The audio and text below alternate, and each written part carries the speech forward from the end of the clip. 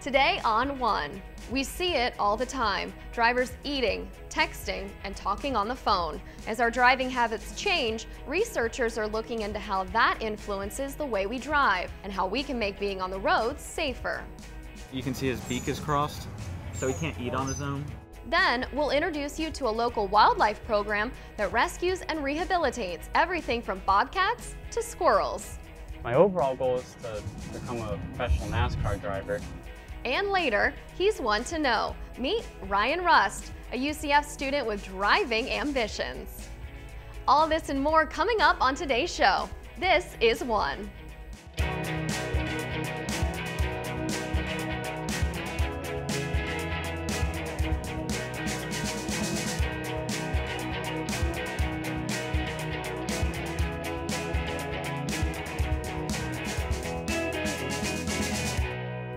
Hi, and welcome to One. I'm Amy Rogers. Today we have two stories about animals for all of you animal lovers out there.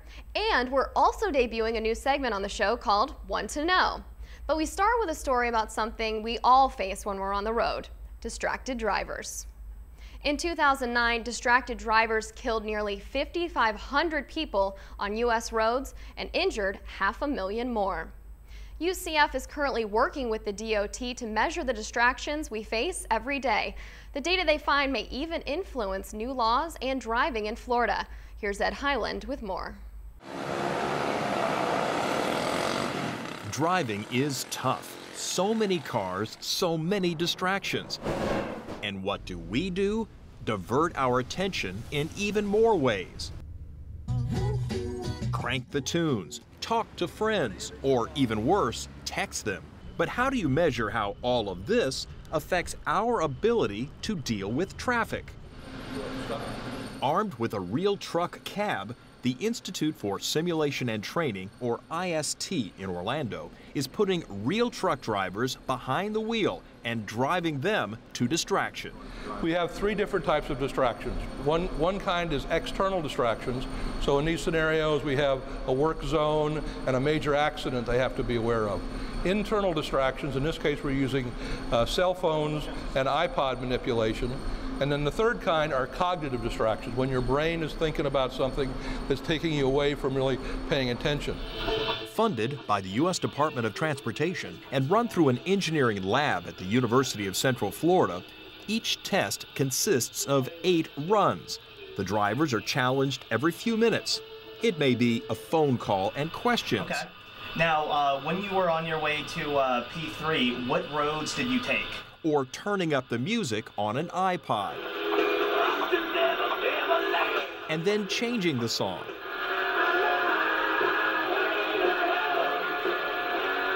We can see how the driver gets distracted when he uses 2 devices together in comparison to using only one device at a time, and how he can be affected by the surrounding environment, having an accident, having a traffic in the road.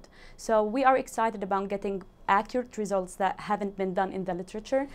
While all of this is going on, the drivers never know what will confront them around the next bend. Reactions on the road are studied, as well as how their bodies react. We monitor 9 different spots on the scalp, and we also monitor their heart rate continuously, so that way they can timestamp when the distraction happens and what occurs in their brainwaves and the differences that we have. The results will take months to analyze, but there are early indications. iPod, along with the interaction with external and phone calls, has been the highest distracting factor. And that's the kind of data that local companies, which have volunteered their drivers as test subjects, need to create new safety rules.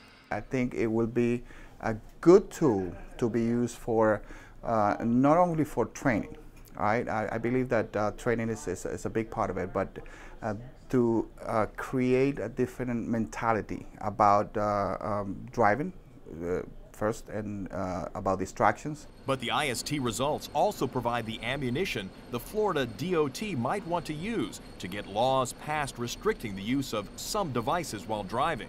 We're proving that distraction for even experienced drivers is a major problem. You can check out all of the facts and figures by logging on to the official U.S. government website for distracted driving at distraction.gov.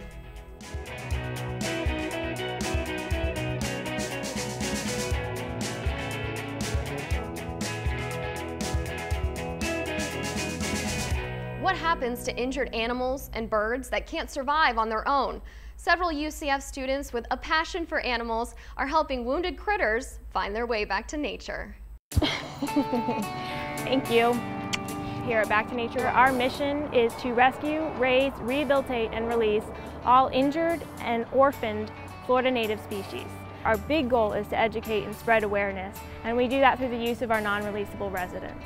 We have about 45 residents ranging from a western cougar to a Florida native bald eagle to a Florida native gray squirrel. I'm gonna get this guy too. Check on him. Come here. You all right? I've been interning here probably about 2 months now. This little guy that I'm holding is Angel. He's one of our squirrels that was born with a birth defect. Love you. I really love working with the baby birds and with the sick and injured animals. I am actually applying right now for vet school, and I want to specialize in wildlife and zoological animals. Tara has bumblefoot, which is a bacterial infection from perching too long in one place or perching on inadequate perches in captivity. I'm just trying to pull this talon out. We do the best we can with continually treating it, applying antibiotics and a homeopathic remedy that we have, as well as pads to keep the pressure off of the calluses that are on her feet. Okay, you're okay, sweetie. You're all right. I organized this summer specifically so I could accommodate the internship. You can see his beak is crossed, so he can't eat on his own.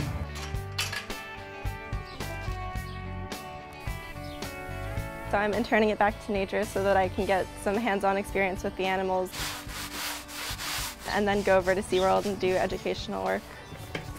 Stains usually get everywhere, and that way he gets to have a clean area and it doesn't smell bad and it looks nice and fresh when people walk by.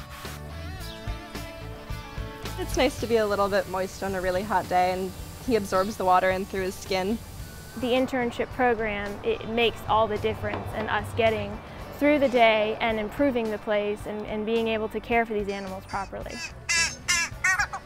It started with just about 3 interns a semester, and it grew into what it is now, which is approximately 15 interns, of which 8 of them are UCF students. They need to be fed about 3 times a day. Out here you get to see prime examples of human-animal interaction and animal ecology and rehabilitation, things I wouldn't otherwise get in the classroom. Back to Nature is currently looking for fall semester interns and volunteers. You can learn more about the organization at btn-wildlife.org.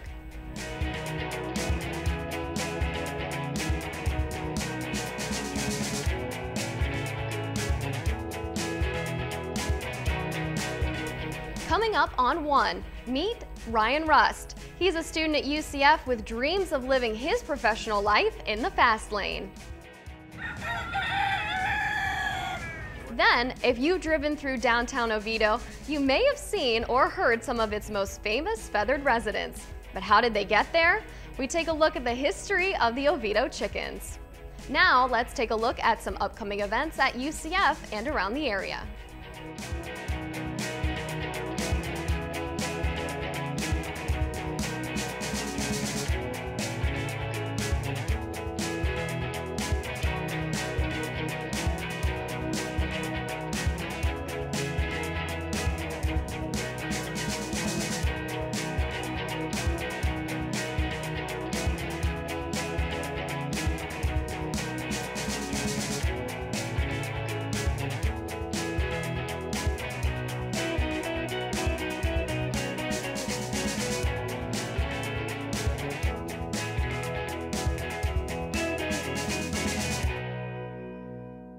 this month on One, we're introducing a new segment called One to Know.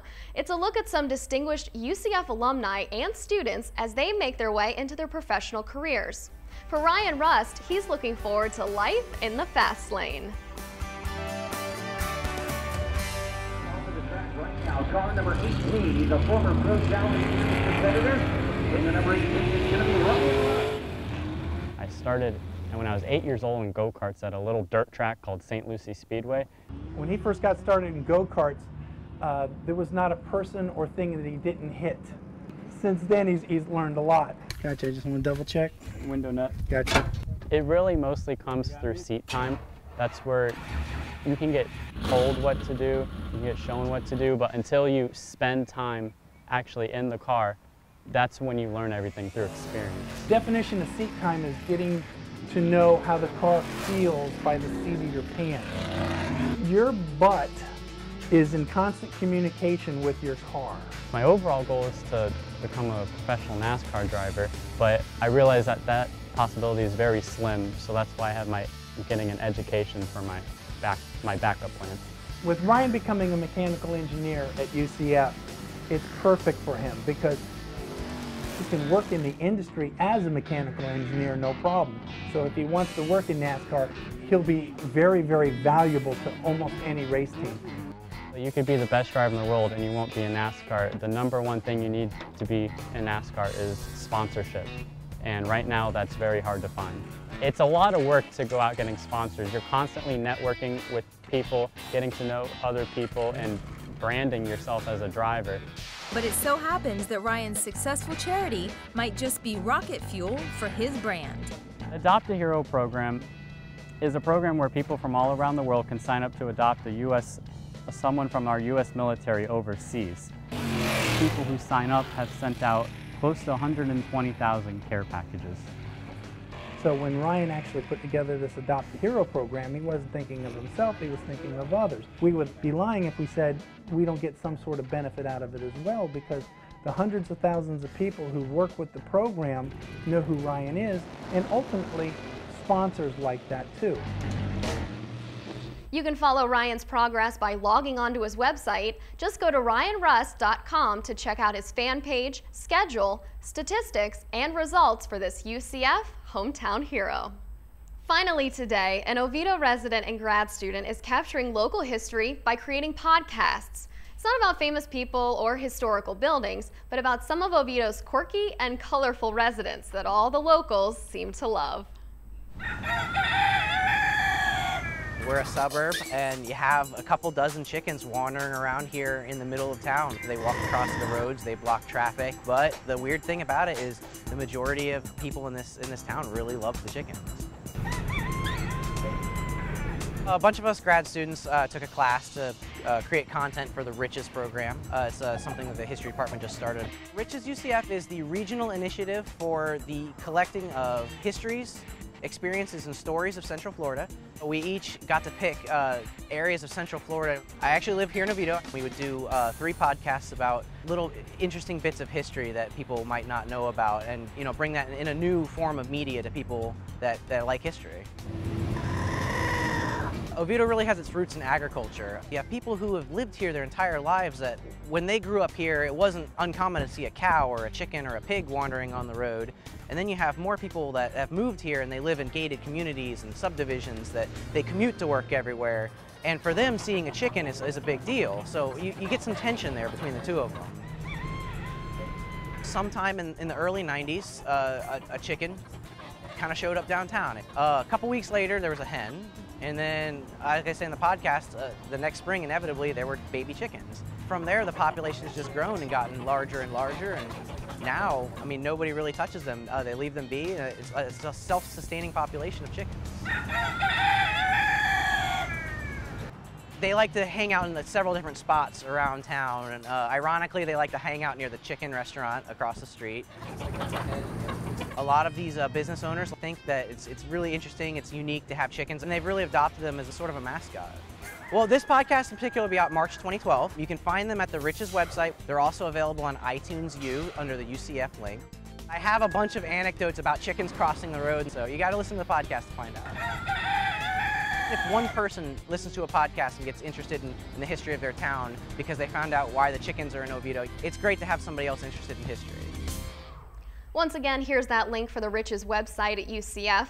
In addition to the podcasts, you can follow the Riches blog, check out a photographic history of surfing in Florida, and even donate your old home movies to help preserve history captured by ordinary people. That's all for now. Thanks for joining us for this edition of One. We'll see you next time.